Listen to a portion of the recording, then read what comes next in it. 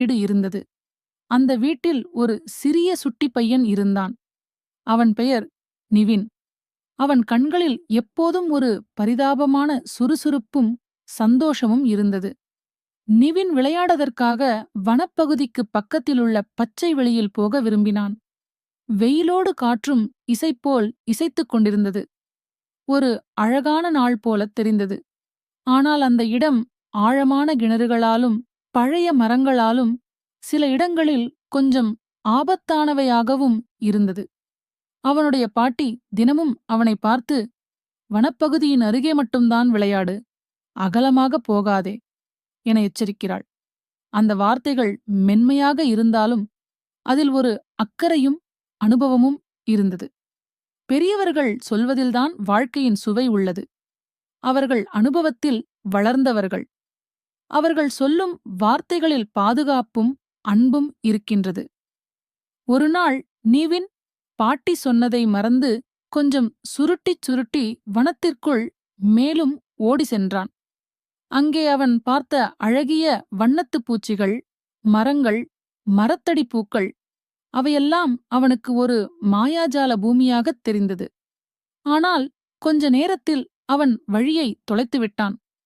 சுத்தமாக தெரியும் பாதை இல்லை. காற்றின் சத்தமும் மாறிவிட்டது. அவனுக்கு சிறிது பயமாகவும் குழப்பமாகவும் இருந்தது. அப்போது அவன் மனதில் ஒன்று தோன்றியது. பாட்டி சொன்னதை நான் கேட்டிருக்க வேண்டியதுதான். அனுபவம் இல்லாமல் நாம் எதைச் செய்தாலும் அது சிறிய தவறு போலத் தோன்றலாம். ஆனால் அதன் விளைவு பெரிதாக இருக்கலாம். அதிக நேரம் எடுத்துக்கொள்ளாமல் கிராமத்திலிருந்து வந்த சிலர் அவனை தேடி மீட்டார்கள். பாட்டி அந்த வெறும் கணத்தில் ஓடியும் வந்தாள். அவளை பார்த்தவுடன் நிவின் கண்களில் கண்ணீர் வந்தது.